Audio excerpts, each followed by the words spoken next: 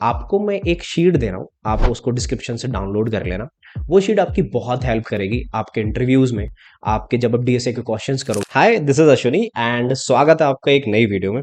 कुछ इंपॉर्टेंट बातें जो हम इस वीडियो में डिस्कस करेंगे, आपको अपनी जर्नी में वो मिस्टेक आप जरूर कर रहे होगे जो मैं आपको अभी बताऊंगा, और उनको कैसे हम इम्प्रूव करेंगे और वो कैसे हम अपने इंटरव्यू के दौरान उन मिस्टेक से बच सकते हैं।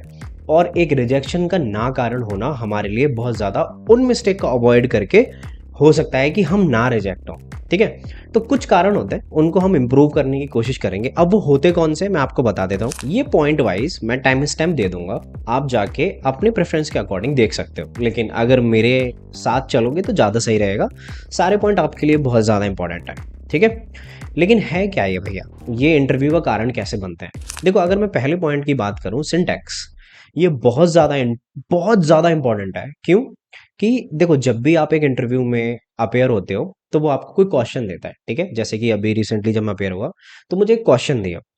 तो अगर वो क्वेश्चन नहीं, मैंने पहले वैसा क्वेश्चन नहीं अटेम्प्ट किया होता, या फिर मैंने उसके सिंटैक्स मुझे नहीं पता होते, जैसे कि मैप में एक फंक्शन लगा रहा हूँ गेट और डिफॉल्ट, उसके सिंटैक्स नहीं पता। और आपको कैसे नहीं पता होंगे? जब आप डेली प्रैक्टिस नहीं कर रहे होगे, है ना, और आपके सिंटैक्स आपके दिमाग में नहीं होंगे, टिप्स पे हैंड्स ऑन नहीं होंगे, तो इंटरव्यू को वो क्वेश्चन तो हो जाता है, आप लगा के कर लोगे, आपको, मुझे पता है कि आपको वो सारी चीजें पता है, आप आम धाम सनवेर लगा के कुछ भी वो क्वेश्चन कर दोगे।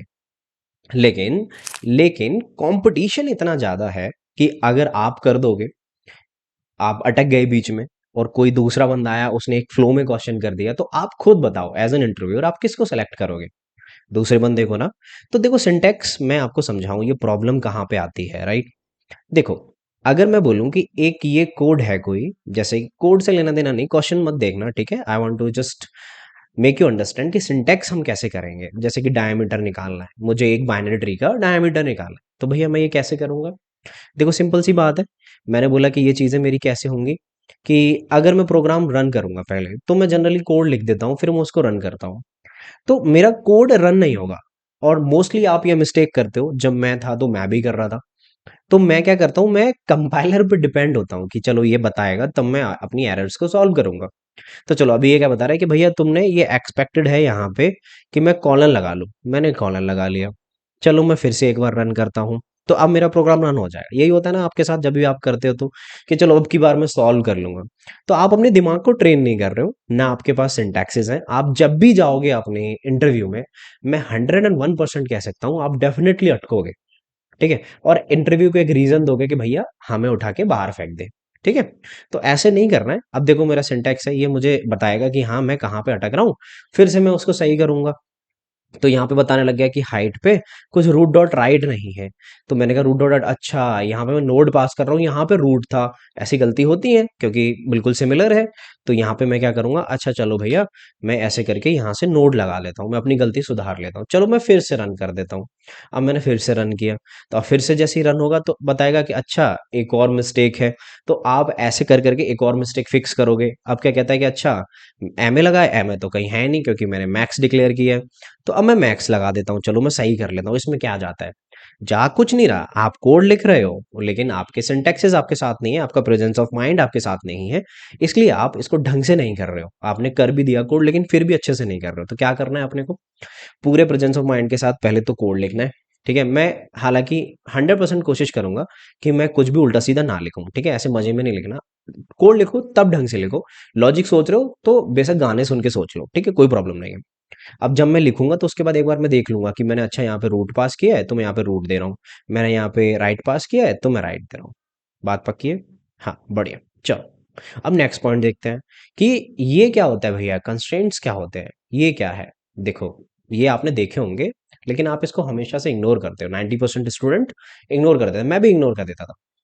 जब मैं इनको क्वेश्चंस में आपको दिखाऊंगा कि देखो ये क्या है ना, ये कंस्ट्रेंट टाइप का कुछ दिख रहा है। तो ये क्या है, number of nodes 10 to the power कितने होंगे, 1 2 3। ठीक है, डेटा कितना होगा, 10 टू दी पावर 3। अब भैया ये है क्या, हमें तो नहीं समझ में आया। देखो, ये इंपॉर्टेंट है, कभी कभी आपसे इंटरव्यू पूछ लेता है कि आपका जो जितने नंबर ऑफ नोड्स होंगे, आपके जो टेस्ट केसेस होंगे, नोड्स होंगे, वो 10 टू दी पावर 10 हो सकते हैं, 10 टू दी पावर 9 हो सकते हैं। अब आपको ये हेल्प कैसे करेगा? तो आपको मैं एक शीट दे रहा हूँ, आप उसको डिस्क्रिप्शन से डाउनलोड कर लेना। वो शीट आपकी बहुत हेल्प करेगी आपके इंटरव्यूज़ में, आपके जब आप डीएसए के क्वेश्चंस करोगे, प्रैक्टिस करोगे, बस कुछ नहीं करना, बस एक बार देख लेना और उसको थोड़ा-सा दिमाग में रख लेना, ठीक है? तो अब वो शीट की अगर मैं बात करूँ आपसे, ये वो शीट है आपको दिख रही होगी कि रेंज मेरी बाइट की कितनी होती है, ये जावा के टर्म्स में मैंने बनाई है 10 टू द पावर 2। ऐसे ही अगर मैं शॉर्ट की देखूँ तो 10 टू द पावर 4, ऐसे ही मैं इंटीजर की देखूँ तो 10 टू द पावर 9। तो मोस्टली केसेस में आप क्वेश्चंस में देखोगे 10 टू द पावर 9 हमारे कंस्ट्रेंट में पड़ा रहता है कि इतनी वैल्यूज, इतने टेस्ट केसेस, इतने नोड्स होंगे। तो यहाँ पे भी वही एक इसका मतलब है कि ये बता रहा है कि इतने नोड्स होंगे और डेटा इतना होगा, ठीक है। अब आप इसको कैसे किस वेरिएबल में होल्ड करोगे, कैसे क्या करोगे, इंटीजर टाइप करोगे, वो आपकी इस नॉलेज के ऊपर डिपेंड करता है जो मैंने आपको शीट दी है। तो ये बहुत ही ज्यादा इंपॉर्टेंट चीज है, इसको इग्नोर मत किया करो, ठीक है। चलो अब चलते हैं हम अपने तीसरे पॉइंट पे, मेमोराइजेशन। अब मोस्ट ऑफ द केसेस अभी क्या होगा, लेट सपोज मैंने ये क्वेश्चन दिया आपको, ठीक है, और जब आप एक बेसिक से क्वेश्चंस कर रहे होगे तो आपसे ये क्वेश्चन नहीं हुआ, तो आप क्या करोगे, अच्छा हमने एक वो क्वेश्चन किया था, वो ऐसे होता था हाइट वाला, अब मैंने भैया ने यहाँ पे एक लाइन एक्स्ट्रा ऐड की है तो मैं इसको रट लेता हूँ। यही होता है जनरली, यही होता है ना। मैं भी यही करता था जब मेरे को लॉजिक नहीं बनते थे या नहीं समझ में आते थे। कुछ आपके साथ ऐसा हो रहा है तो आप कुछ गलत नहीं कर रहे हो, ये हमारे साथ हमारा ह्यूमन बिहेवियर होता है कि हम कोशिश करते हैं कि रट लें। तो देखो ये नहीं करना है आपने। लेट सपोज यहाँ पे मैं आपसे कुछ भी एक रॉकेट बनाने के लिए नहीं बोल रहा हूँ, है ना। ट्री और ग्राफ के क्वेश्चन से आराम से हो जाएंगे, इतना डिमोटिवेट और इतना टफ समझने की कोई बात नहीं है, ठीक है। आप फोड़ दोगे इनको, ठीक है। आपको करना कैसे है, देखो अब मैं ट्री और ग्राफ के क्वेश्चंस कर रहा हूँ, तो ऐसा नहीं है कि मैं ट्री और ग्राफ में ही अटकूंगा, एरे में भी अटक सकता हूँ, स्टैक में भी अटक सकता हूँ। तो मैं एक क्वेश्चन मैंने कोई लिया, मैं इसमें अटक गया, ठीक है। तो मैंने वो पहले खुद से समझा, मेरे पे नहीं आ रहा है तो मैंने उसके सोल्यूशंस देख लिए, सोल्यूशन से भी मुझे नहीं समझ में आ रहा है तो किसी की वीडियो उठा के देख ली, उससे तो समझ में आ जाएगा। लेट सपोज आपने एक दो वीडियो देख ली फिर भी आपकी समझ में नहीं आ रहा है, तो अभी के लिए उस क्वेश्चन को रख दो, ठीक है। फ्रेश माइंड से फिर से स्टार्ट करना, नहीं समझ में आएगा तो फिर से करना, विल में आप ऐसे दो तीन बार करोगे वो क्वेश्चन आपको बन जाएगा, ठीक है, समझ में आ जाएगा। तो एक बात समझ लो, ऐसा इसमें ट्री और ग्राफ में या फिर डेटा स्ट्रक्चर में ऐसा कुछ भी रॉकेट साइंस नहीं है जो आप ना कर पाओ, अनटिल अनलेस आपको कोड करने में इंटरेस्ट ही नहीं है, ठीक है। वो एक अलग बात है, आप कोई भी फील्ड चुनो, कुछ भी गलत नहीं होता, राइट।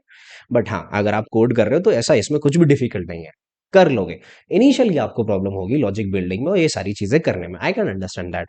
तो आपको क्या करना है कि मुझसे नहीं हुआ तो चलो ठीक है, मैं अभी रख देता हूँ, आके फिर से एक बार मैं इसको देखूंगा, फ्रेश माइंड से एक नया कंसेप्ट बनाऊंगा, फिर देखूंगा जो जो मैंने अभी तक वीडियोस में देखा है उनको मैं बाइंड अप करूंगा और इसमें अप्लाई करूंगा, ठीक है। क्योंकि एक वीडियोस नहीं, एक एक वीडियो देखोगे आपको डिफरेंट डिफरेंट आपको सोल्यूशंस मिलेंगे, डिफरेंट कंसेप्ट मिलेगा। आपको समझ में आ रहा है, ठीक है।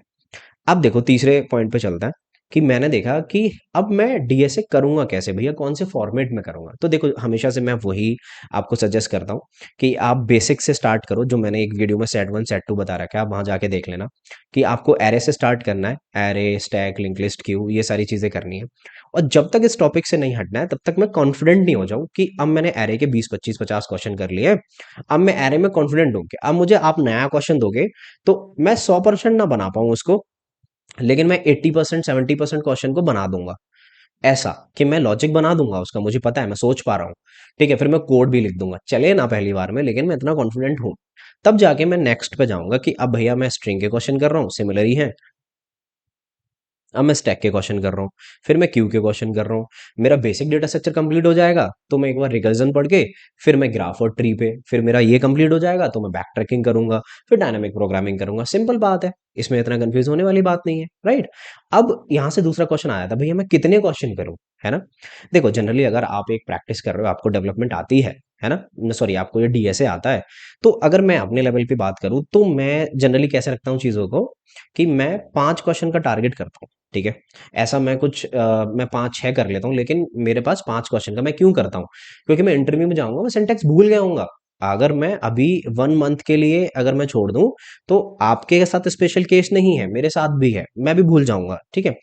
तो मैं 5 क्वेश्चन किए मैंने, तो इसमें से मैं डिवाइड कर लेता हूँ कि मैं 2 मीडियम करूंगा और मैं 2 इजी करूंगा, एक मैं हार्ड क्वेश्चन करूंगा। ऐसे आप चाहो तो इसको अपने हिसाब से बदल लेना, लेकिन कभी कभार मोस्ट लोकेशन में ऐसा होता है मैं 5 नहीं कर पाता, तो मैं टारगेट रखता हूँ कि मैं 2 से 3 क्वेश्चन तो कर लूँ, जिसमें से मेरा मीडियम हो, इजी हो और हार्ड क्वेश्चन हो, एक एक क्वेश्चन सब में से हो जाए।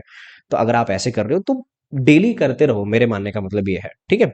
अब मोस्ट ऑफ द केसेस में हम क्या करते हैं कि मेरे पास डीएसए पूरा आ गया, ठीक है, मैं डीएसए कर रहा हूँ, मैं पार्टिसिपेट कर रहा हूँ, डिफरेंट डिफरेंट कंसर्ट हो रहे हैं, उनमें पार्टिसिपेट कर रहा हूँ, मैं हैकाथॉन में पार्टिसिपेट कर रहा हूँ, मैं सोच रहा हूँ इनके बेसिस पे मुझे इंटर्नशिप मिल जाएगी। और हाँ, अगर आपके कॉलेज में कंपनी आएगी आपको इनके बेसिस पे डेफिनेटली मिल जाएगी, ठीक है, मना नहीं कर रहा हूँ, लेकिन फिर भी अगर आप इसको कर रहे हो, लेट्स सपोज 70% हम इस पे ध्यान दे रहे हैं, तो वैसे तो 100% दोगे, लेकिन मैं जो रिकमेंडेड कर रहा हूँ कि आप 70% इसको करो और 30% डेवलपमेंट को कर लो, ठीक है। तो अगर आप इस पे 6 घंटे दे रहे हो तो एटलीस्ट आप अपने कुछ घंटे आप अपने डेवलपमेंट पे दे दो। क्योंकि देखो, कुछ जगह आपको ऐसा होगा कि आपसे पूछेगा वो कि आपका कोई पोर्टफोलियो है, आपने किसी प्रोजेक्ट पे काम किया है, आपने किसी रियल टाइम लाइब्रेरी पे काम किया है, रिएक्ट पे आपने क्या प्रोजेक्ट बनाए हैं, आपने बैकएंड में क्या यूज़ किया है, नोड जेएस यूज़ किया है, आपने क्या स्प्रिंग बूट यूज़ किया है। तो जब आप उसको अपने प्रोजेक्ट्स दिखाओगे ना गिटहब में, या फिर जब आपके प्रोजेक्ट लाइव होंगे जो भी होंगे, आप उसको प्रोजेक्ट दिखाओगे, तो एक अच्छा इंप्रेशन बनता है। ऐसा नहीं है कि फ्रेशर से मैं सिर्फ प्रोजेक्ट ही पूछूंगा, नहीं, फ्रेशर के लिए 100% डीएसए बहुत ज़्यादा मैंडेटरी है। लेकिन मैं प्रोजेक्ट अगर मेरे पास होंगे तो वो मुझे एक अलग कटिंग एज देगा, ठीक है, वो मुझे एक अलग हाईलाइट करवाएगा मेरे रिज्यूमे में, ठीक है, और आप अपनी प्रोफाइल भी भेज सकते हो। हाँ, बट अगर आपको सिर्फ प्रोजेक्ट होंगे और डेवलपमेंट नहीं आता है तो it's not making any sense, ठीक है। तो आपको डीएसए तो करना ही करना है, लेकिन लगे हाथ अगर अच्छी तरीके से आप प्रोजेक्ट कर लोगे तो आपके लिए ज़्यादा अच्छा रहेगा, ठीक है।